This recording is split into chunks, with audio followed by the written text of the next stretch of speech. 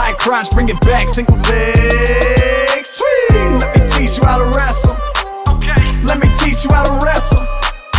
Hit the Welcome to Rutgers Wrestling. Boy, do we have a great show for you guys today. Rutgers coaches Scott Goodale and Donny Pritzlaff are here. We spoke to them at length. It was an hour-and-a-half interview. Myself, my brother Jeff, we were over at Rutgers. We got them on their turf. You could see our brother's name in the background. Father Greg Zannetti is up on the wall for academic success and athletic success and achievement.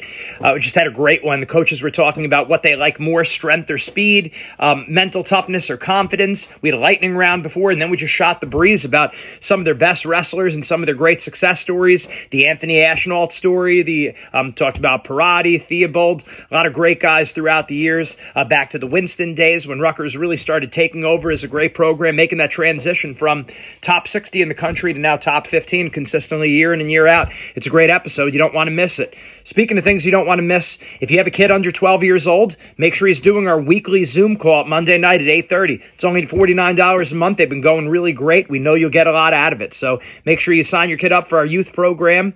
It's our most affordable program out there, and I'm running it myself, taking you through the mindset lessons as well as any kind of questions and answers going back and forth. You don't want to miss it. Stick around for the show. We know you're really going to like it. Mindset makes the difference. We'll start with rapid fire. You want to go rapid fire? You got it, Gene? Rapid fire. All right. Pin or tech, assuming the team score is not on the line. You like to see a pin or you like to see a tech? Well, what would you rather do? Would you rather pin the guy, tech the guy, if it has nothing to do with the team score? Pin's the ultimate, so I would say probably a pin, but a tech fall is extremely dominant. So depends what kind of pin. If you're up 10-0, I'd rather see a fall. Yeah. Okay, Donnie? Yeah, pin's the ultimate knockout. I was looking at Sun Tzu, The Art of War, because I was trying to find, is there an answer for this? Is there a classical answer? And they always said you ended battle as decisively as possible with minimal impact. It's like, all right, Sun Tzu, he's going pin. Yeah.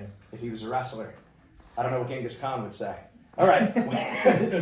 Strength or speed, if you could happen to wrestler? Strength. Donnie? And does that change at each level? Yeah, I mean, strength always is great because you can get away with.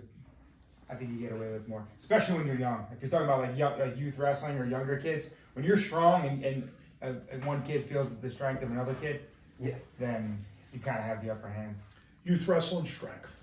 But then we're saying there's a shift in college and international when guys go through puberty. Mm-hmm. Now do you want Everybody's to see? I don't know. yeah. I don't know. We're Strong just guys on the way over. The strong guys can get away with maybe a little bit of a lack of technique. Yeah, I would say that too. Okay. When you need your shoulder in this position, but if I'm strong, I'm able to. Doesn't matter where my shoulder is. Yeah. Powered down. And I'm saying wrestling strength, not Yeah, weight room strength. yeah, There's a right, difference. Yeah. Right, of course. Huge Of course. difference. My training bodybuilders here. All right. Long and lanky or short and stocky? Long and lanky. I like long too. I got to go short and stocky. I can't vote against myself here. I'm not Shaq right here. So, okay. All right. What else do we have? We got what was the other one, Jeff? A really confident athlete or a really mentally tough athlete? I think if you're mentally tough, you're probably pretty confident. So that kind of goes hand in hand, but I don't think that's the great X factor if you're really mentally tough. You can really wrestle hard when you're tired. That's because you're mentally tough. Yeah. Yeah, I'd say mental toughness. Huge. I know Donnie was going mental toughness. Yeah. Well, it's like we look at that two different phases. Where like phase one mindset would be you have to be mentally tough. That's the foundation on which to build on. Confidence is more like as you get towards like the peak performance. But if you're not dealing with the losses and grinding out practices, the confidence doesn't matter. So I think it's something. It's funny. I sent my son a text today because he was going to train, and I was like, "Callous your mind. Like make it really, really hard. Put yourself through." Because it's going to come to a point where he's going to get into fall camp, where he's going to have to be tough and he's by himself. So you got a callous mind, and he talks about that all the time. Like put yourself in situations where it stinks, it sucks, it's really, really hard, and that's how you callous your mind. Those guys are the mentally tough guys are to me the hardest guys to beat. Yeah, and you were giving that advice for your son for This football morning, too. Football, yeah. wrestling, playing football at Rutgers here. Yeah. So he's going to go through camp. He's going to have headaches. He's going to be sore. He's going to hit a lot. He's going to be tired. It's going to be triple sessions, and then he's got to go into a room and study. Well, your mind better be tough, and you better not complain about it. Don't bitch about it. You got to be ready to go all the time. And in our sport, it's every day, Yeah. especially at this level. It's every practice. Yeah, I think mental toughness is the X factor because that's how you gain legitimate confidence. I think sometimes confidence is like bravado, where I'm going to do this, this, and this. But, Superficial. But if you don't have the mental toughness to back that up, then yeah, you can believe all you want. Yeah. But if you don't have that mindset that you're going to fight through and continue to battle, and things are going to go, because what happens when you lose? What happens to your confidence? Is it gone? Does it come and go? But if you have that mental toughness to be able to fight through, I think that's the most important piece that you need. Let me ask you guys this, because you deal with a lot of kids. Yeah. And you probably get, oh, I'm going to do this, this, and this. I can't wait. I'm so excited to wrestle. I'm going to pin this guy or tech this guy, and they give you the whole plan, and then it doesn't work out. It's like almost like a false, like he's talking about. It's like a false confidence. Superficial, a cockiness rather than a deep confidence, a deep belief, which is rooted in like, mental toughness and passion. Yeah. Passion. Remember? So you watch Dylan Shaver go through his Big Ten title run, and it wasn't, I'm going to do this, this, this. He's like, I'm ready to wrestle. I'm going to wrestle hard. And I don't think he's the best wrestler, but he's pretty tough. Pretty tough. Yeah, the way he fought through scrambles and never gave up on positions, that's mental toughness to me. Yeah. That's not technique. You can't show those scrambles and really practice those. Those are on the fly situations that he was just mentally, he was locked in, like, I am not going to lose this situation. And that's mental toughness. And I think like the confidence part of it is one of my teachers when I was a kid, he always talked about having quiet confidence. And so you in like that inner confidence that you believe in yourself, but you don't have to go out there and like you walk around like you're the man, but you don't have to like go around saying like I'm gonna do this, this, and this. Like Scott always talks about how the guys that go out there and script the match, they're the guys that have the biggest problems because they're saying I'm gonna do this, I'm gonna do that, I'm gonna cradle the guy, I'm gonna take him down with a single, whatever it is. It doesn't always work out that way. The wrestling match can go a million different ways. Well, if you are going to script it out, what I would say is make sure that you darn well have a plan for what you're going to tell yourself when that doesn't work out, because that's 99%, if not every match. Yeah. How often do you just roll a guy up exactly like you planned? Yeah. It doesn't really happen. Okay, great athleticism or great technique? In college. College? College wrestling, yeah. We may differ on this. You go first. I say technique because at the college level, I think everybody has developed into a certain athlete. So if you've made it to that level, you're a decent enough athlete. So if you can have superior technique, I think you'll be all right. I would say a great athlete. I thought you guys might differ. I just think It's it's pretty even, and just I've seen it. I've been on the other end of it. Just a better athlete. At this level, the technique, unless you're world class, right, it's pretty similar, I think. And the great athlete seems to win scrambles and fight off leg attacks, and they're just really, really difficult to score on.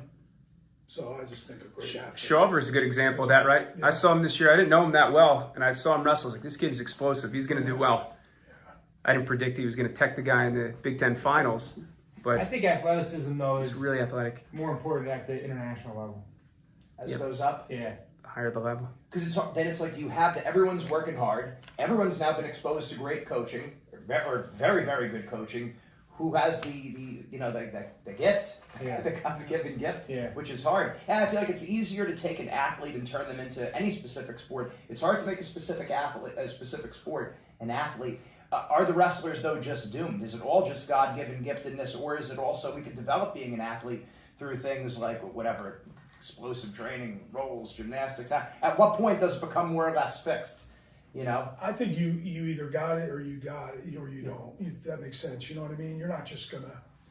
We have a kid on our team, and we don't have to go into names, but he's one of the hardest workers we've ever really had. He does it all. Does it all in the classroom. He just lacks an athletic ability to get out of certain positions or to dig deep and like pick somebody up and put them down. He's a solid, stingy wrestler, but when it comes to, especially in our conference, a superior athlete, just can't get over that hump. So that's the reason why I go in that direction. And like you said, the further along you go, he's probably right. If you look at the international world, those guys are incredible athletes, and also have the ability to wrestle really well when they're tired. Yeah, Oh, it's a good one. What else? Do we have another one? Would you rather be the favorite or the underdog? Favorite means you're doing something right. The favorite means you're doing something right along the way. Are you talking about a team or an individual? Probably an individual. Individual, yeah. Means you put yourself in a position you're doing something right. I don't know if that really matters. I don't get caught up. We're the underdog. We have nothing to lose. It's a wrestling match. It's 7 minutes. You always have something to lose, but sometimes you can wrestle a little bit more free. We see that all the time. A guy that is totally outclassed will wrestle tough because he has nothing to lose, and he's happy losing, so that's also a negative. But so I never really get caught in that. Would have you rather been the favorite or the underdog when you were competing? When I was the favorite, I'm expected to win. I'm going to win. Yeah. And normally that's how my career. Very, very rarely did I get upset. Yeah. Very, very rarely did I get upset, and very, very rarely did I have a huge upset either. So I mean, I don't know if that's good or bad, but if I was supposed to win, I won. And then there were times I've wrestled Pat Smith and Matt Demaray and Troy Sutherland. I didn't have anything to lose, and I wrestled really well, but I never won. So I don't mind being a favorite. You've done something right. All right, speaking of guys who rarely lost, at least from our perspective, Donny, your take? Yeah, he was never the underdog. Very rarely was he the underdog. You want to be the favorite, like Scott's saying, because then you have expectations. You've done something to get to that point, and I think the challenge of being the favorite is always finding that chip. How do I get myself to the point where I almost look at myself as the underdog? Like, how am I going to challenge myself in this match to dominate this guy, or if it's 1 against 2 and I'm 1, how do I gear myself up mentally to get to that point where I can get in that zone? Like, I have nothing to lose. I'm desperate. Right. I'm going after this guy. I'm intense. I'm not protecting. As soon as you start protecting, you're in trouble. Right. We tell guys, it's like, hey, look, what you got to know what works for you. Some guys wrestle better as the favorite. Some wrestle better as the underdog. The challenge is now you got to get yourself to that state every single time. And if you wrestle better as the favorite, and you're wrestling a guy who's a lot better than you, got to still convince yourself you're the favorite, and vice versa, the underdog. Yeah. So it's not easy. Well, let's jump. Last one. Got one more. Jersey Shore, New York City. You can't ask me that, right? That's not fair. Jersey Shore, by a million, by a million. I'd probably say the Shore too. I mean, it's peaceful, relaxing.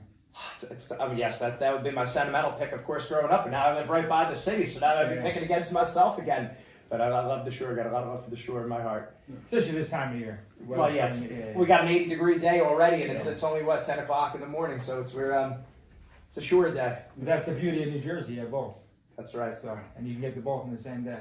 That's right. Let's jump into the NIL. Let's talk about that. The new challenge. When did that officially come out? The new rules, about 2 years?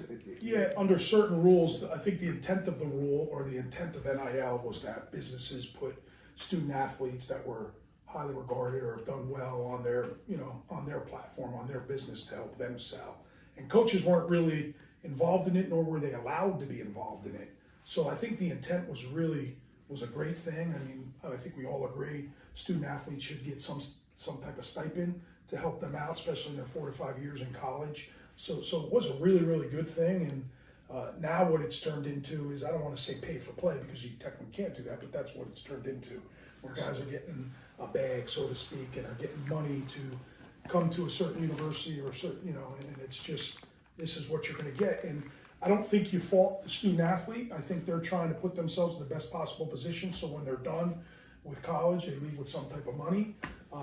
But it's becoming a little wild. It's becoming the Wild West where there are no rules anymore. At least that's what it seems like.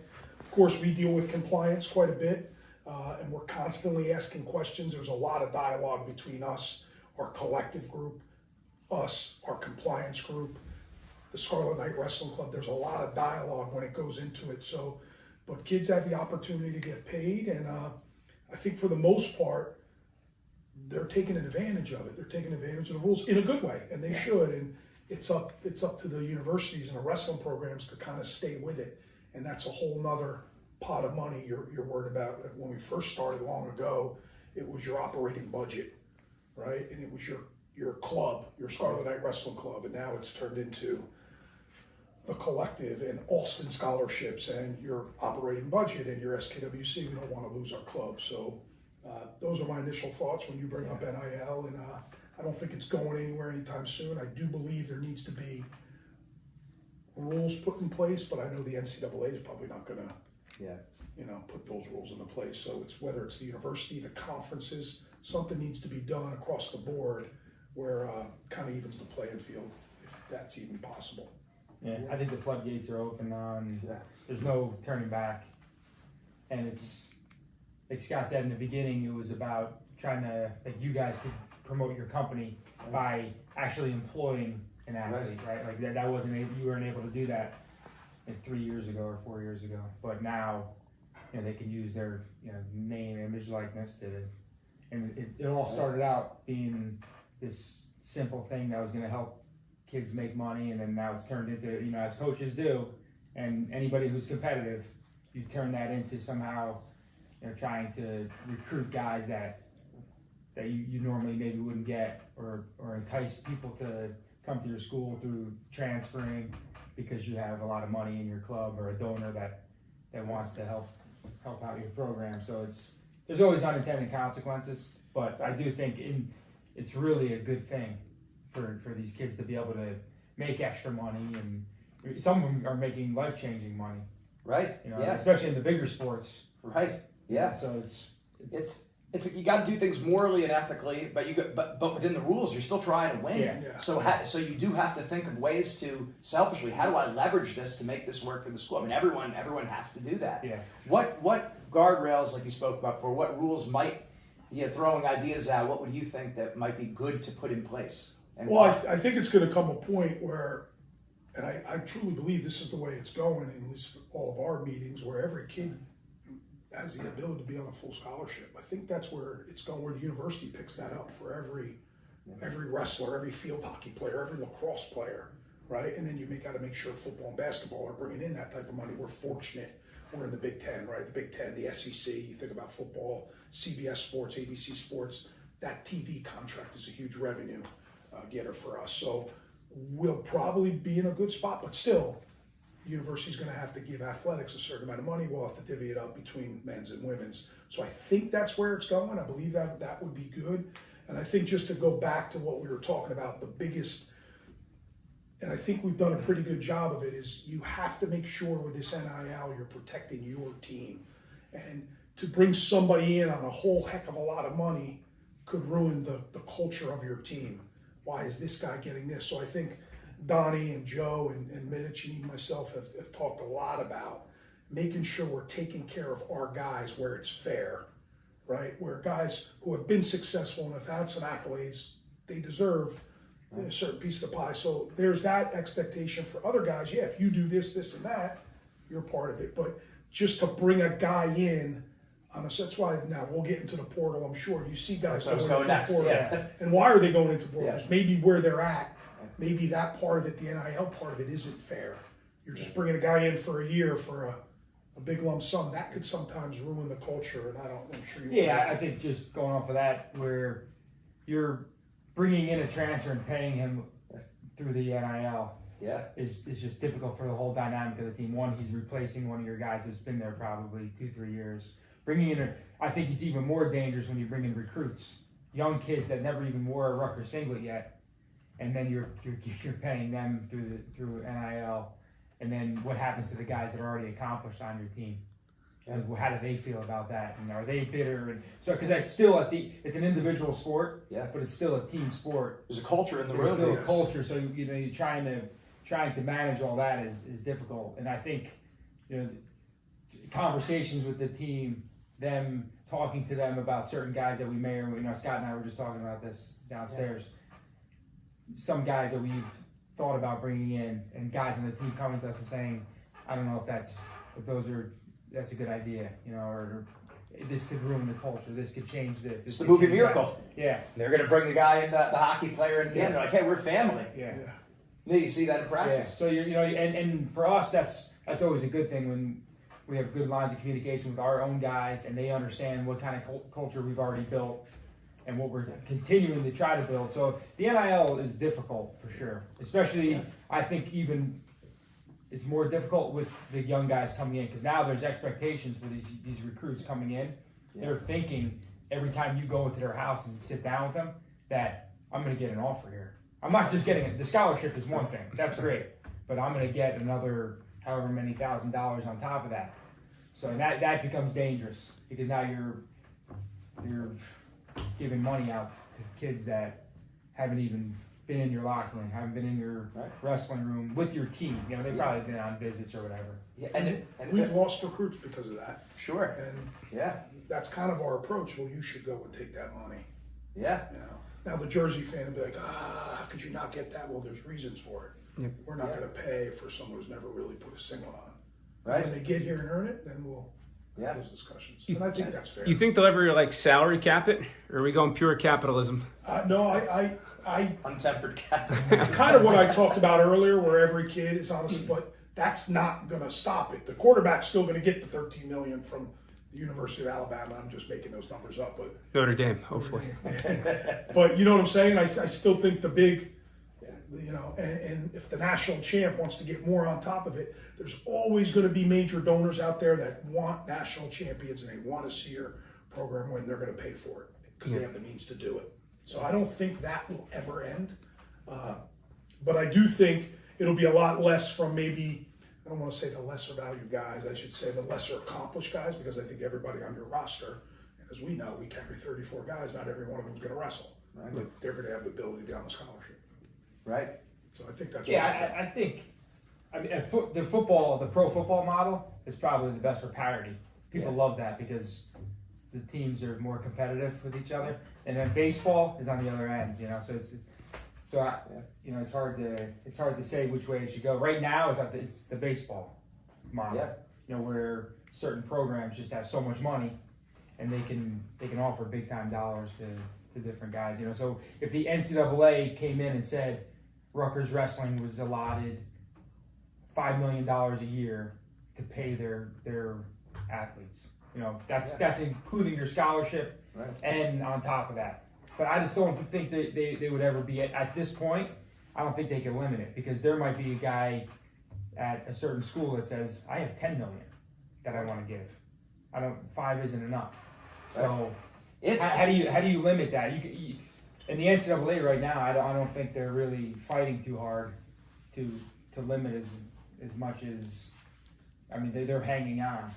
So they're getting sued left and right. So this is where this is all coming from. The NCAA is getting sued for billions, and they're just going to settle, and that's where the settlement comes from with what you said, kind of like a salary cap situation.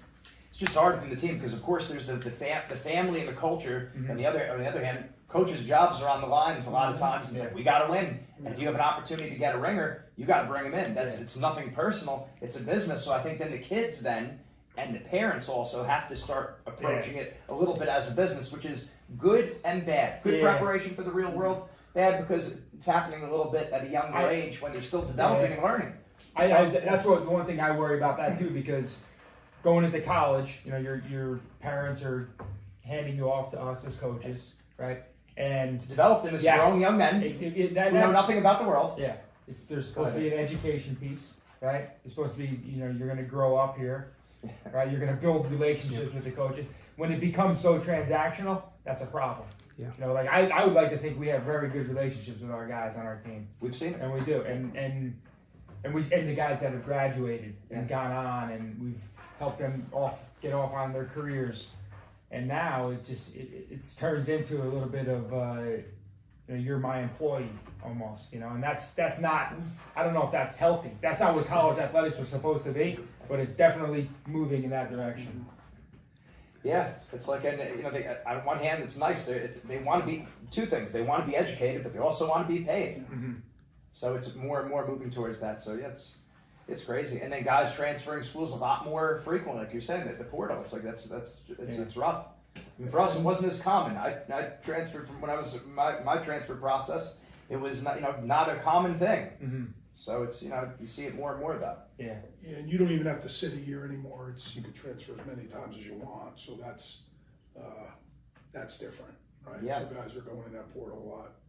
You know, if the wind blows the wrong way, they'll probably enter the portal. So that's the only negative about it. But but we have to deal with it. And that's another thing, I believe we do a good job. We're going to use the portal for needs for our program.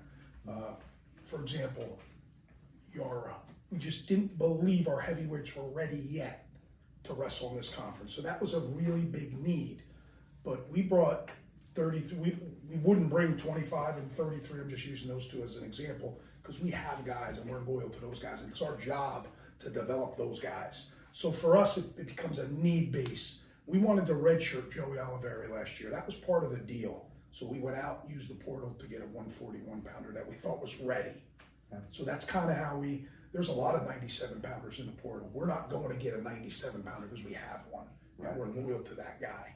Right. And I think that's... Yeah, I think that's a huge piece of it, like filling in needs that are, like you're saying, this is, at the end of the day, we get paid to do this. So right. This is our livelihood, so we do have to get good guys in here right. and capitalize on big time recruits and big time transfers. So that's big. And I think even another part of that is making sure our guys are happy here, so they're not going into the portal. Yeah. Right. So taking care of our guys and having strong relationships with them. And you're going to lose guys.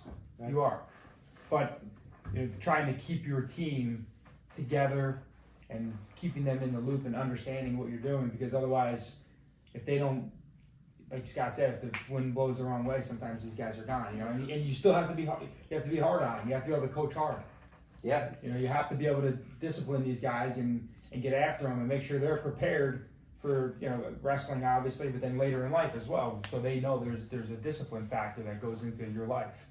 And sometimes you worry as a coach, if you're too hard on a guy, is he going to transfer? So right. There's always that delicate balance. Yeah, it's a difficult thing. It's become harder for sure. I mean, there's always an element of business to it, but now even more so. So it's and much more so, you could say. As you said about the guys loving the team, I speak of my experience at Rutgers. I was at Rutgers for 3 years. I loved it. I loved wrestling for Rutgers. I loved being at Rutgers University. I went to 5 universities between all my master's degrees. Mm-hmm. I loved Rutgers. Was my favorite place to be. Nice. So and when we were there, when I was there, we were top 50 in the country, something like 58th or something. You come in, coach, and it was like top 15. Right, or in there, right away.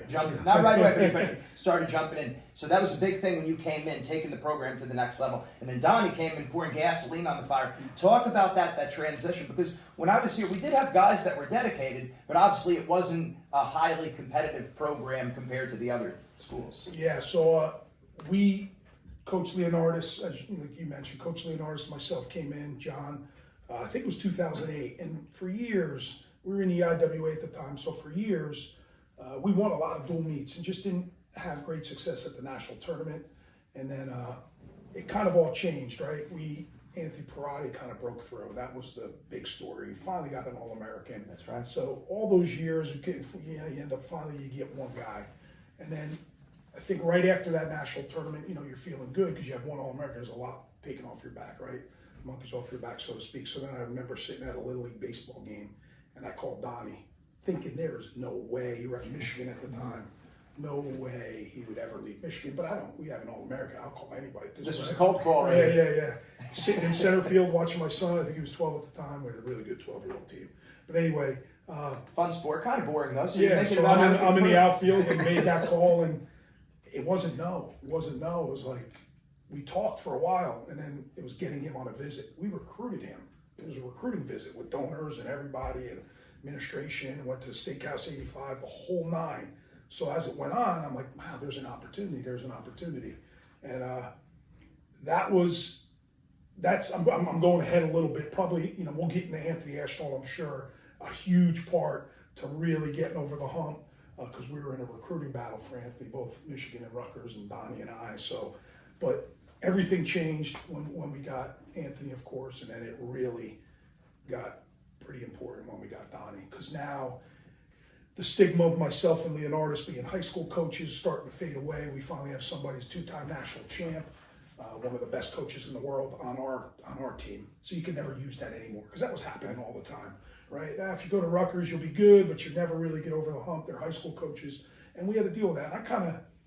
I didn't let that bother me, and I knew there needed to be a next step, and John knew, probably more importantly, John understood because we were going to bring him in associate head coach and the whole nine and make this, kind of, he was going to take this program and do what he's done with it. So that was probably the biggest, between Anthony and Donny, the two biggest things that happened to our program for sure. And it obviously elevated and it was capped off with those two national champions and Nick and getting Nick, which obviously Donny had a huge to do with. And then, that was probably the start.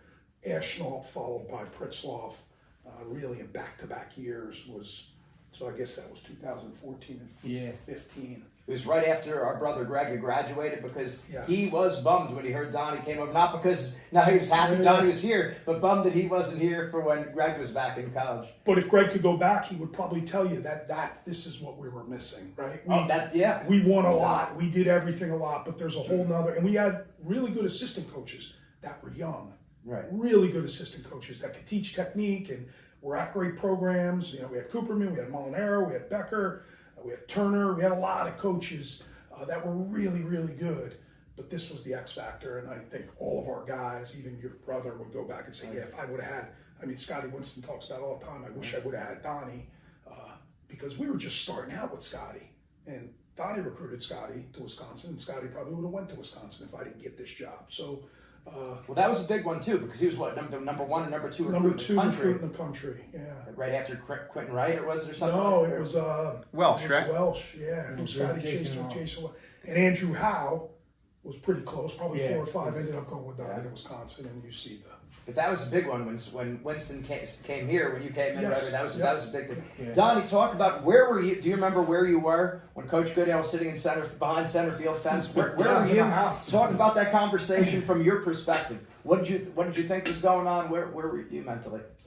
I was home at my house, and this was I had talked to my cousin Glenn before that, and Glenn had heard that Rutgers might call me. I don't know how he knew, but he had heard from somebody. Was he a wrestler? I'm just kidding. Go ahead. So Glenn, I talked to Glenn almost every day. So he had contacted me before. It was like around the Big Ten time, and I told Glenn, like, listen, I'll definitely talk to, after we're done with the NCAAs, I'll definitely like to talk to somebody from Rutgers. Okay. And then so I kind of knew something was gonna happen. Yeah. And then Scott called me, and then I was at my house, and I remember talking to him. I remember going out to dinner that night with my wife, and we were talking about moving back to Jersey and everything. We had just moved from Wisconsin to Michigan, so it was going to be another big move. Our kids were still pretty young, so but we were excited about it because to get back, my family's still in New Jersey. I love New Jersey. I love the East Coast. My wife's from Wisconsin, but she loves New Jersey as well. So I was super excited about it. And then when I came on, like Scott said about that recruiting visit, and when I came out here, I really felt like this was a diamond in the rough type situation, because I follow New Jersey wrestling since I was a kid, obviously, and I recruited tons of New Jersey guys all throughout my career when I was at Hofstra and in the Midwest. So I know this is a hotbed, and then you have Pennsylvania close by, and then there were so many fans and donors that were so involved and loved Rutgers wrestling and New Jersey wrestling. People that didn't even go to Rutgers that wanted to be involved, and I felt like that was a really important piece to it, because when you have that type of group of people that want to see the team do well, that's important, because that doesn't happen everywhere. There's very few schools that have that support and that input that from outside people, not just the administration. So I was really impressed, and I'd heard all the things about, Rutgers is no good, they don't belong in the Big Ten, blah, blah, blah, all this kind of stuff. But I felt like this was a place that, had passionate coaches with Scott and John and Joe. Joe was, teaching at the time and the volunteer assistant. And guys that just loved, New Jersey guys that loved Rutgers wrestling, loved the university, and they wanted to take this to the next level. So we were all on the same page from that standpoint, and I thought we did some really good things once we got here, and we were all together, and you know, like Scott said, Anthony was a huge piece, and then him breaking through that next year was back-to-back All-Americans, Right. and then him and Parati again the next year, and then we kept it going for a while. So I think we could still get to another level. I think the administration is really behind us. I think the donor group, they're still really enthusiastic and into it. So I'm excited for, you know, what we could do next. Someone's got to tell the Ashnault recruiting story. I was just going to say that about it. That was my next one. That you guys had to recruit against each other. I hope Anthony doesn't mind me telling this, but it was I was on a plane back from Chicago Big Ten meetings, and I don't know, I got word he wasn't going to come to Rutgers, so I called my wife. He's not coming to Rutgers. Well, you don't know he's not coming to Rutgers. Now it's really down to us in Michigan. Rutgers in Michigan. And now Michigan, his one of his club coaches, Damian Logan, in tight with Michigan also. I would assume that was also your connection there. Yeah, when I first came to see Anthony, I met his parents at the Westfield Diner where I live now, Yeah. and then we went to the old Apex in Kenilworth. Yeah. And that's where we watched Anthony work out that day. Right. And then Anthony came out on a visit afterwards. Okay. Go ahead. So I got word he might not be coming, and so that's kind of how I went. I was on a plane, of course. Every time I travel, something bad, I always get. I'm like, oh, so now I got to go through this flight and deal with it. Wake up the next morning, and I guess the story goes, the mom kind of stayed out of it. Sue stayed out of it for most of it. The dad is a huge Rutgers guy with a huge recruiting. He didn't even come to any football games, did none of the recruiting buses and the tailgating buses, and stayed away for the whole year. It was Billy Jr. and myself driving around the bus with all the food in it, trying to keep it going because the dad, through the recruiting process, stayed away. Anyway, long story short. Because Billy's an alumni here. That's an important piece of Yes, information. Billy's an alum here, so there's, you know. Round to 12 the NCAAs. Correct. Which I believe he got hosed that match against, who was it, Novachkov? Novachkov, he had a Nothing Seeger. personal. right here. He got stopped blocked it. and they Yeah, stopped they it, which is stopped it. ridiculous. Yeah. So, and Carly, the sister, went here. Right. So there's probably a little bit of pressure. We had Tim Pernetti at the South time. Plainfield's Yep, 12 South minutes Plainfield. away, whatever, Yeah. 15. Go ahead. So a little of me thought he probably wanted to get away, but just hoping that this would work out, and Billy's involved. So we have an academic meeting around 10 o'clock in the morning in our office. Scott Walker, who you may remember, and I couldn't even look at it. Like, I was staring through him. I'm like waiting to get a call, and Billy comes running down the hallway and saying, it's over, he's coming to Rutgers.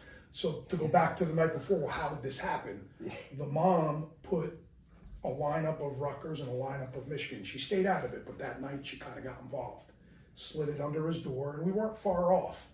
He woke up that morning, told his mom he's going to go to Rutgers. When he called me, he was going to call me. Billy's like, he's going to call you in 5 minutes.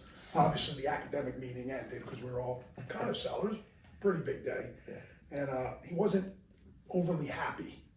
Like, you could tell he was stressed. He's like, I haven't called any other coaches. I said, why don't you do this? Take your time, call those coaches, call me back in 48 hours and let's talk. He's like, I'm super happy. I'm coming to Rutgers, but he wanted to do that. And I remember it was stressful.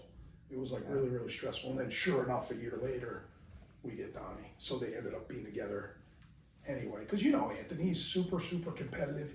He probably wanted to be around the best guys in the world, right? You know, it was Oklahoma State, it was Michigan, it was Penn State, it was the whole nine. So that was a huge get, but we knew from day one, because Anthony asked some really tough questions when we were in his home on how we're going to make this program better. Why isn't the culture great? Why isn't this, and this, that? And some really, really hard questions where he was mature beyond his years, you know? And that was the next step, was getting Donny, and that certainly helped Anthony. He was a 4-time All-American, and we use this on recruiting trips all the time, official visits. We're off on Wednesdays.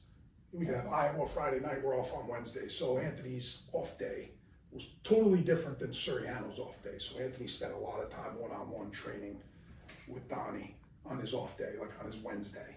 So that's what he needed, and we were able to provide that. And we promised him we would. We also promised him a brand new facility. Yeah. He wanted that. He was at college at all 5 years. And that's where we were, in the dungeon, back in the slums, the shacks. But we did That was promise my him a house back facility. It just got here too late. So anyway, a huge part of our program, obviously the face of Rutgers wrestling for a long, long time, and still is really. But So yeah, I would say Anthony this building, Nick and Anthony, they were a big piece of building this place. I was Getting us out of the basement, the dungeon, and I was you gonna know, say those guys breaking through sure. and being stars too, and really yeah. humble guys. Yep. And they loved wrestling. You know, they were great with the fans and everything, but they're just regular guys, and they love to compete hard. And all those teams, those guys were tough and hard nosed. And I think a little bit when we first moved in here, we lost a little bit of that. You know, it wasn't the, you know, those guys were they felt Forgetting like, Hollywood. a little bit. No. Yeah. So this is a heck of a facility. But Anyone Donny- who hasn't been here should check it out. Donnie always used College Ave, like he's always super positive, no matter what the situation is, right? He's just super positive. So he would look at College Ave and be like, this place is great, it's old, my kids love it here. They're We were raw. They love it. And there's a thing with College Ave is they don't make buildings like that anymore. They can't. Yeah. So there was things in there that were very special. Like what? The brick, Oh, okay. the The architecture. sauna, Yeah, right. you know, and then you got The the pool, pool in swimming there, pool. right in there. Yeah, right. We'd wrestle. We outgrew it, but we'd wrestle right upstairs. Which was nice. That was convenient. Oh yeah, you walk right upstairs and wrestle. The fans were up top a little bit, you know, there's history in there. The Final Four team played in there and all that. So it was a cool atmosphere. You Skinny know, Vegas was right across the street back when I was here. I never went to that went place. there. The place was delicious. That was my favorite spot. Never went to that place. Well, you're lost. Anyway, probably not. So, Don, you helped Anthony be multiple-time All-American national champ. But let's go back to with that recruiting battle. I mean, you know, you lost a big one there for a guy who doesn't normally lose. Yeah. Talk about In fairness to him, Michigan probably had 10 to 15. Yeah, real good. I'll let- yeah. Go ahead. Yeah, talk about it. listen, we wanted Anthony bad. Sure. You know, we were at Michigan at the time. We were in, like Scott said, like that's true. If Sue did that, we were in a rebuild at that point. Yeah. You know, we were starting. I was in my third year, I think, or second or third year there. Had to be my second year. It was my second year there, and they were going through some things there with the changing over the roster and making it like Michigan wasn't what you think of Michigan now. We weren't there at that point. So we were upset that we lost Anthony. We were on him hard, and you know we wanted him bad, as you know, obviously. And I wanted Anthony bad, but selfishly being a New Jersey guy, it made sense to me. And him in seeing, like when I lost Scotty to Rutgers to come to Wisconsin, I wanted him so bad, and I loved the way he wrestled. He was so physical, and I thought he would have been fitting great. But then when he chose Rutgers, I was like, well, that makes sense. Right. That's what I was going to say. That so when you're at Wisconsin or Michigan, coming in before, whether it was when you were just getting started before, the perception of Rutgers was a little bit different, whereas like maybe the recruiting things that you would say, but now in the back of your mind, knowing that Rutgers was on the up and up, doing really well, they had success, great coaches, great teammates, it's not necessarily the same thing. You're telling the kids one thing, which is the truth, but at the same time, they could really go here. You understand why it makes sense why they would stay in Rutgers. Oh, 100%. And that makes sense. Yes. And when you're in a recruiting battle, Yeah. sometimes you never know what the other team's saying to the kid. Right? For me, I don't talk bad about programs. There's certain people in the sport that I don't like, but I don't like to talk bad about programs because everybody's going through it, and we're all very similar too, and we all have struggles and we all have problems. So you know, it's easy to point out someone's flaws, Right. you know. But so for Anthony, I would never talk bad about what's going on here, because at the end of the day, it's my job to sell him to come to this school. Right. And if he doesn't want to come to that school, it's not going to work anyway. So he's better off picking Exactly. the other program. At the end of the day, if both parties aren't Yes. satisfied, Yeah. it's a loss. You learn that in business too. It's like, oh, you can make more of a profit. Yeah, no, you're better off doing the good deal, the right thing, rather than what you think is best. And he does this with all recruits too. Obviously, our recruiting has got increasingly better, and there's a lot of, for us to compete, you got to have the best guys in the country. Yeah. And Donnie's always good about, and I hate when he does it, but it's the right thing to do. He tells guys, yeah, you should take trips. I want you to go other places. Meanwhile, I'm like, no, I don't want you to go anywhere today. Go other places so you see exactly, and you can see it now. It's 2024. It's totally coming back where Rutgers has everything. They're right. Yeah. We have everything, including a nutritionist, a massage therapist, you name it, a team doctor, team psych, you name it, we got it. Right? We have it. It's true. We do have it. But he would encourage recruits to go off and check out other schools because there's nothing like what we have here. In my mind, I'm thinking the last school he visits probably was where he's going to go. Don't go there. Don't go to Michigan Notre Dame football game because you're going to end up going to Michigan. And sure enough, it's true. Yeah, it does happen. Yeah, for sure, it does happen. But are those the right guys anyway? If they're encouraged to go to a school because of they had a great night at a football game, is that the guy that you want in your program? Is he really what you need? You know, sometimes maybe. Sometimes I think there's always. We have another recruit in common. This guy Rossi Bruno from Brandon, Florida, really good. Yeah. And he loved it here. I'm like, we're really going to get this kid. And he came out, he loved it here. He had a good relationship with Cooperman, and he was going to Michigan Notre Dame. I think it was the first night game ever in Ann Arbor. It was, yeah. It was. And he called me, I guess you guys flew him in on a Thursday night. He's like, it doesn't matter about buildings. Because they don't always sell the nice buildings in Ann Arbor. I don't care about that. I was like, oh man, I go to the football game. He's like, I'm not going there to play football. I said, okay. Sure enough, halftime. That was with the shoeless guy. Remember the shoeless, the quarterback? He called me the next night. He's like, I'm going to Michigan. So that was Rossi Bruno, who ended up being an All-American. Yeah, no, he was really good. He was really good. But his teammate was on our team, Eric Grajales. Yeah. So high school teammate, he had a big connection there. He wanted to go to Michigan for a long time. You know, and what these kids tell you isn't always when they're on the phone with you. There's a lot of pressure on them to make you feel okay. You know, they don't want to let you down. You know, so I think there's a little bit of that going on too, because he didn't even go to the game. Right. It was. I lived there a month at the time, and Michigan they do this whole crazy night game and everything, and I think I was still living in a hotel at the time, and it was a crazy crowd and a crazy atmosphere, and it really was. But Rossi committed to us. I told Scott this. He committed to us before the game started. Yeah. So he was going to Michigan. He wanted to go, and I think sometimes the kids they feel pressure to make. They don't want to let you down. Of course, yeah. The reasons are many, and you think like it's like dating. You never find the exact reason why someone broke up with someone. So why try to? We've actually put together a committee to try to figure that out. Yeah. But it's impossible to know, and there's a million different reasons why. And The time is now to take your mindset to the next level with Wrestling Mindset. Make sure you go to our website, wrestlingmindset.com, and sign up for your free trial session today.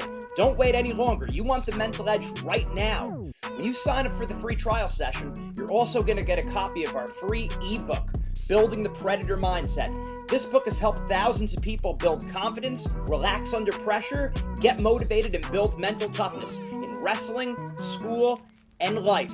Make sure you sign up for your free trial session today. All right, let's talk about growing the fan base, because obviously from when Gene started here, what year did you start? Fall of 02.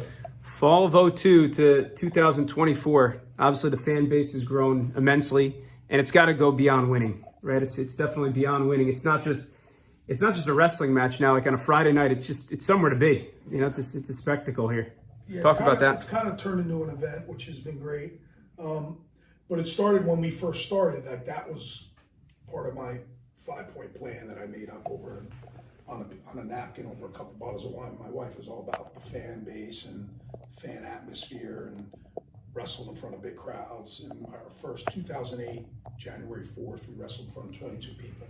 So we made it a point and John and I visited 256 schools that first year, whether it was speaking at banquets or clinics or just visiting high school. So every day we had to call a couple of high school coaches and get them on board, and t-shirt sales, not even sales, just t-shirt giveaways and selling stuff out of the back of our trucks and things like that. We just had to make everybody a fan, whether you liked it or not. And I think in ways, and I think about this all the time, I think in ways that's why they're turned into, not that everybody loves Rutgers wrestling, because they don't, because if it's shoved in your face so much, you get annoyed with it, right? And I think that was happening, which was good because, but wrestling camps, that was a huge part of what we did, because if you get the team to come to camp, you know, you're talking 20 guys on the team. Now you're making fans every single day in the summer. So that was a huge part of when I first asked them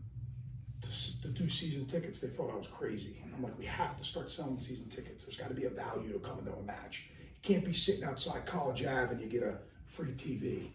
That does for a sorority or a fraternity. That wasn't going to work. So season tickets was a big deal. And then I don't remember the exact date, but we wrestled the rider. Kareem Mahmoud wrestled. I just remember that because I have a picture of us wrestling rider at the rack, which ended up being like 1,500 people there. So from that point on, we started doing season tickets. And it was every day. And even when Donny got here, it was every day. You had to call somebody and suggest them to buy season tickets. And it was telethons and getting on the phone with donors and season tickets. But camps were huge just because every kid was walking out of here with a Rutgers wrestling shirt. And then you end up going that year to the district tournament. They're all wearing Rutgers wrestling. So that was a big deal. And it seems like such a little thing, but just all the t-shirt giveaways and the block R that Coach Shiano created and all that stuff mattered to building a fan base. But we would come up with a goal of, first it was 2,000, then it became 3,000, and now it's over 3,000 every single year for season tickets. So those seats have become a premium, those mat side seats, charging people for those mat side seats. We're at the point now, I get a lot of hate mail from parking. It's $30 to park, way too much. Yeah. But people, I mean, back in the day, it used to be free, walk up. Now they're mad at you, so we've done something right. But that didn't happen like you said about like just winning wrestling matches. It certainly helps, and the more, you know, the better the guys. And obviously our season tickets during the Ashnault Soriano days were through the roof. But people wanted to come watch our guys wrestle, and I think there was a toughness to them, and we were pretty good. Like I said, we won a lot of dual meets, so it was exciting. And then the marketing team got on board, and then it became, we would always meet with the marketing team because we have to have a whole match atmosphere. It's got to be a great atmosphere, and those sideline tickets, those that side season tickets were, but it's something we work on all the time. Yeah, I mean it's an event like you were saying. It's totally different than any other place I've been coaching. It's a kind of a spectacle. I think the access that you have to the athletes, and now we have more and more stars. So having that access, and our guys have really done a great job of being accessible to the kids, autographs, taking pictures, shaking hands with everybody that's in the arena. Sometimes it's too distracting. Sometimes we have to try to keep them a little bit more isolated, so then they're not being distracted before they're about to compete, you know, or even after they're getting ready for a Friday, a Sunday. We got to get them out of there so then we can get on the road, you know, on Saturday morning. So, so that's been probably the biggest thing since getting here. I remember the last match we had at College Ave was Ohio State on Super Bowl Sunday, and the place was packed. And it was so hot in there. It was like February, and it was so hot in there. And that was it. The administration said no more. You guys can't have matches here anymore. And that was on Super Bowl Sunday. Well, Kale even commented, right, about the unbelievable atmosphere over here. It's like unanimously agreed upon that Rutgers is one of the top places to wrestle in the country, right? The atmosphere. I mean, I think back when we wrestled at the barn over at the College Ave gym, you want to talk about access to wrestlers, you were up top. There was no the only security or students that were walking through to use the gym that could be on the basically mat side. Yeah, that's a huge difference. We went about it a little bit different with security because it became a big deal to have security there. Like we needed to have it there because there were so many people, but we would always say, let the fans down on the floor. Because after every match, the fans would come down on the floor. I love that. Little kids would run on the mat. They'll remember that forever. Dads will take pictures of it. So they're on the mat. We're giving them that access where you don't get at a basketball game. You certainly don't get it at a football game, right? Nobody's allowed on the field. Nobody's allowed on the.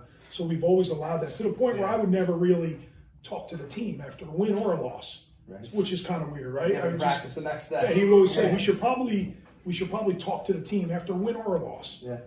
But it was so important for all those little kids to come down and to see so and so signing autographs and all that good stuff. It's tough because it's a different culture, and it's almost become expected that the fans can just storm the court almost every match. Right. So and it's really cool to see, and our guys, we recruit certain guys that love that situation, and that's what you have to do. You have to have guys that fit in there. If you can't wrestle in front of big crowds, feel that pressure, be a star. You have to be a star. You really do. If you're going to be a mainstay in the lineup, you have to understand you are a star. These kids are watching you. Yeah. These parents, all the fans, the donors, they are watching you all the time. They're laser focused on what you're doing. So it's important that you understand that, because that's a big responsibility. And then it turns into your social media platforms. Now they're watching you. Now little Johnny's watching you. So everything, and that's a huge part of the recruiting process here, is we have to make sure they're able to kind of handle a little bit of that success. And I think with the crowd stuff, I will tell you this: because we've been on the road at Penn State, at Iowa, at Michigan, and at Ohio State, some great wrestling atmospheres. We're never, the national tournament doesn't phase us. It's not a crowd. For us, that's great, because you get 6, 7, 8 matches at home every year. That's preparing you for the Big Tens. There's no crowd that you're going to go into and you're going to be, oh, I'm intimidated. It doesn't happen. Because we have a very intimidating atmosphere. Right. So both when you're home and away, where the entire crowd is hostile against you. It's like the NCAA's the entire crowd. Rec Hall doesn't really. We wrestled this year in front of 12,000. Bryce Jordan. Now, we didn't wrestle great, but it wasn't because of the crowd. Like, that stuff doesn't, which is good. This prepares us for that. I mean, I think that the camps, I've been to the camps, great, awesome job at the camps. People love coming here. I think the Scarlet Knights Wrestling Club, which has been up and running for a while, that's been a big thing. New Jersey Regional Training Center, right? You guys in Princeton, all of that. I feel like that's all really been a big. Yeah, it all helps. It all goes into what we're really trying to do, is get fans, create fans, keep turning it over. We want more fans, and it's got to be a good experience. If you come to camp here and it's a terrible experience, they're not coming back for a match. Right? So our counselors, which are our guys, have to be great ambassadors for the program and build relationships with little guys. And a lot of the guys that are on the roster have been to our camp. So all that stuff works. It helps with recruiting, but it helps with season tickets, and that's a big piece of the puzzle. What we're trying to do is sell season tickets year in and year out. We want to make this one of the hardest places to wrestle for opposing teams, but just an incredible atmosphere for our guys. And there's no secret now, this is Donny's idea, we don't do recruiting trips anymore around football games. If you're going to come here on an official visit, we're going to do it around a wrestling match. So we have one of the top recruiting classes coming in this year, and every single one of them, I believe, was at the Virginia Tech match. So now that's what it's was built into. We want them to see that and feel the atmosphere and understand what it's like when you're going to be here. When you're going to be here, and then your host is maybe not a guy that's in the lineup, but you understand. You see the process that you have to go through to get to that Friday night and experience what goes on in there, because it's special. And for a lot of these guys, at the most, if you're a 4-year starter, you're going to get 25 to 30 opportunities in that building. We want them to understand how special that is, and there's, because we have alumni that still put out posts of big moments that they had in that arena. And you're talking 5-10 years ago, some of these things happened. Let's talk New Jersey high school club wrestling. Okay. I got one more. So Rutgers has an Olympian going to Paris. Sebastian Rivera, homegrown in the Jersey Shore, down in Jackson, transferred over from Northwestern to Rutgers. First thing the thing that pops into my head was when he wrestled here at the Big Tens, gets on the microphone, New Jersey! Did you know before that he was did you take a look at him and say, this guy's coming here? I could speak that a little bit, because you got to understand who Sebastian is like big brothers are Frankie Edgar and Vinny Delafav, a huge part of Rutgers wrestling.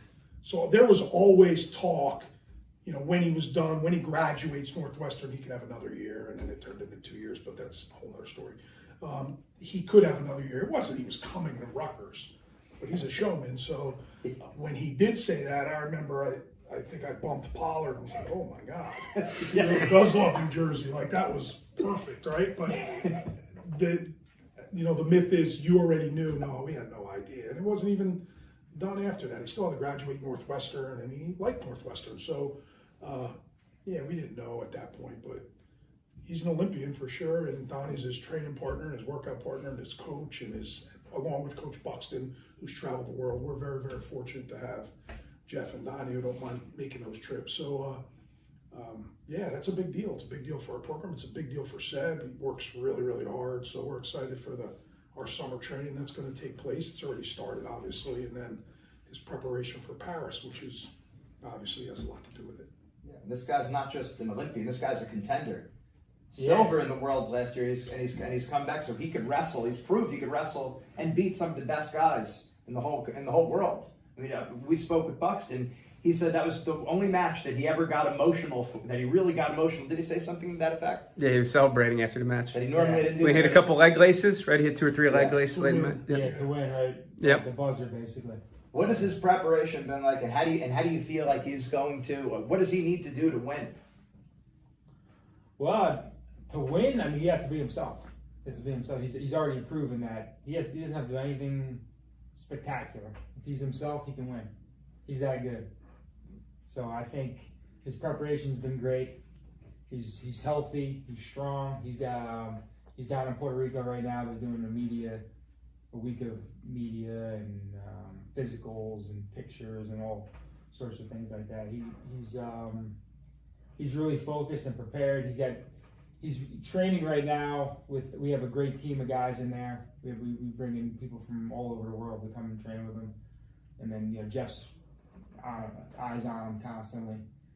He's healthy, he's strong, he's doing great. I think he's gonna have one tune-up competition. We're not sure which one yet before, and then he'll get out there the 3rd week of July. But I don't think he has to do it. Like he doesn't have to do anything but be who he is. He attacks the legs. He has offense to all sides of the body. You know, he goes up. He can go up top too. But he's going to be prepared to beat any one of those guys. And I have full confidence that he's going to get the job done. Coach? I echo what he says. I don't ever bet against Seb just because I watch him train. And best part about his training is we're putting him in position. He's losing in the room. Doesn't win all the time, which is great. We brought in, we have a world champ that comes in and trains with him and gets him ready, and our guys. So I love his preparation. And as we get closer, it'll ramp up even more. He's kind of like Frankie. Frankie always would say, 10 weeks out is his training camp. And that's like all lock in, laser beam focus, and that's kind of where Seb's getting to right now. But yeah, he's got a camp. He truly trusts these guys, and that's really, really important to him. Yeah, he's got a good team behind him. So, like he says, just be himself, and he'll do a great job with his weight. And as we get closer, it'll get lower, and we'll do some simulation stuff for him leading into him. But it's interesting. It's a great, great weight class. It's a great weight class, and this is a big one because it could be his last one, right? Who knows if he continues on? So we'll see what happens. But I also believe in him. I mean, he's had an amazing cycle. There's not many guys that you can point to that are from the U.S. I mean, I know he wrestles for Puerto Rico, but that are from the U.S. that have wrestled the complete cycle. Right. So he's been 21, 22, 23, and now he's into the Olympics. That doesn't happen. And every year he's gotten better. Right. Every year he's done better at those tournaments, the ranking series, the international competitions around the country and around the world, and then the last World Championships. You know, he got handled in the final, and you know, he's trying to prepare for that guy and get ready for that guy. But there's going to be other guys along the way that he has to beat. You know, Jeff, you're going to bring up youth wrestling, and I think about Seb's track, right? Like he went to junior duels once, never went to Fargo, never did Fargo. He's a club guy, obviously elite school of wrestling. But so I think what happened when he got done with college, and he might have wrestled a couple freestyle events while at Northwestern New York Athletic Club during his redshirt year, but he didn't do much freestyle. For our non-Jersey guys, elite wrestling, the elite school of wrestling is Sebastian Rivera's father. Steve Rivera was also a really good wrestler. So I don't know if it necessarily, this is a perfect example. Hey, you don't have to go every single weekend, right? All year round. And right now he's getting stronger and better as he goes. So there's maybe something to that. Yeah, sure. I think his dad, Steve, has always had a good idea of what he wants Sebastian doing. And he's heavily involved still. And that's one great thing with Sebastian. So many people love him, like Frankie and Vinny Delafave and obviously Jeff and Steve and Scott and Joe and Middick. We all are constantly talking about what can we do to get him. What do we have to get him? What can we do to help him? So he has a big support system behind him, and then a bunch of donors as well that fund a lot of his trips and his training and all that. So he has a huge team of people that really care about him. That's his personality. That's who he is. That's the kind of guy he is. You want to rally around him. So, but like Scott's saying, his dad's kind of set him up to be in this position. You know, and Steve's business is attracting kids that are full-time wrestlers. Yeah. And I think he did obviously a great job. 5-time All-American. He did his best wrestling. He wasn't a state champ until his senior year. He wasn't a 4-time state champ or anything. So he was constantly going after something. Yeah. Constantly trying to achieve something. Yeah, but I think that's important. At Elite Wrestling Club, there's always Frankie Edgar. Steve was always in Frankie Edgar's corner. You watching UFC. Yeah. Delafave is always there. Also wrestled at Rutgers, and then now you see all these guys who kids idolized growing up. They went to Rutgers. When I came in, we did our interview with Paz a few months ago. I was speaking to Dean Peterson. He said, Delafave was like his guy that he looked up to. And it's now that all these kids are getting that. So it's that success breeds success. Yeah. Huge. Yeah, and I think Steve did a really good job of putting Sebastian around those people. Right. And it was never, I always talk about this when I go speak, like you don't ever want to lose a career on the car ride home, right? That means just the dad that's just hammering and hammering and hammering. It was okay for Sebastian to lose. Lost a lot growing up. It was okay. It wasn't the end of the world. There was going to be another opportunity down the road. So I think Steve did a really, really good job of putting Edgar and Delafave and Marky Lee is even a part of it in his corner, in his life. So those guys dealt with it. It wasn't Steve, was his dad. Yeah. And was never really hard on him at all. If he didn't want to wrestle, he didn't wrestle. If he wanted to wrestle, let's go compete against the best guys. And even now, it's kind of a fight. Like, should he go to this ranking series tournament? Yeah. Well, the dad's like, I want him wrestling. But Buxton and Donny know because they've been through it, what he probably really needs. And Sebastian, at this point in his life and his career. Yeah, he's at the end of it, he's a man. Yeah. He's going to be the guy that decides, I'm going here or there. This is what I'm doing. This is he knows himself better than any of us. So Right. You got one about the clubs? Yeah, just the pulse on high school wrestling in New Jersey. Maybe touch on a little bit of how like the private schools have kind of taken over, the impact that's had on Rutgers, and then just I think when I think of clubs, I think of club jumping. Wasn't as big when we were younger. Kind of went to a club, you stuck with the club. Continuity of learning, right? Yeah, and maybe just advantages, disadvantages. You see of that stuff. Yeah, I think you could probably talk on the clubs, but just as far as where New Jersey wrestling's at, you're right. It's a dominant, parochial, state now. It's Delbarton, it's Bergen, it's CBA, it's St. Peter's, it's Camden Catholic, it's those schools, right? And I'm sure I'm missing St. John Vianney, and I don't want to leave anybody out. St. Joe's, of course. So that's what it's become. And usually those guys, you ask the impact it has on Rutgers, here's the bottom line. Those guys are going to pay to go to a school like Delbarton. They're going to want to go to Ivy League school. So from a recruiting standpoint, we banged our heads up against the wall for years trying to recruit these guys, and they were going to go to Ivy. It didn't matter. It's in their mind, the education was always better. It would set them up for the future. I don't really believe in that, but I'm a parent. I have 2 kids. They both went to Rutgers, so that's the way I think. So you can have the best of everything here is the way I looked at it. So it's really impacted us to the point now where it's very, very rare. I mean, we still recruit New Jersey, but I don't know if it's the #1 spot. It's our home state, so of course we know every kid. A lot of them come through these doors and train at the club. We have relationships with them, but it's to the point now from a recruiting standpoint, straight up we'll ask them one time, are you thinking Ivy? Right? Yeah, I'm going to go Ivy League. Okay. And let's just continue to work with them and train, and we hold no grudges, and that's just the way it is. And we found a lot more success going across the river, right? Getting into Pennsylvania and even California. Sure. So that's what's happening with New Jersey wrestling as it relates to us. Again, we have Alex Nene's a CBA kid. He's coming in. We have a bunch of St. Joe's guys on our on our roster. Ryan but it's, Ford. yeah, Ryan Ford's a Bergen Catholic kid. He's coming in. So once we find out a kid doesn't want to go Ivy, and that's not the end all, we'll be all hands on deck. But for the most part, that's just where it's gone, and that's okay. That's fine. And I think the recruiting part of it too, with the New Jersey parochials, we're on TV constantly, Big Ten Network, everybody sees this, so it's not just New Jersey anymore. We've really branched out into Pennsylvania, Ohio. We haven't really gotten many New York guys. No. But we had some Long Island guys for a little bit, but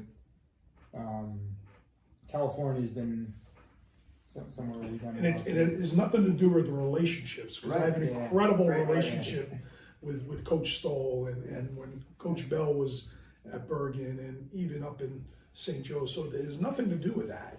And everybody thinks because Billy Ashnault's at CBA, it's automatic. No, that's not. Every kid is different. Every kid has different priorities.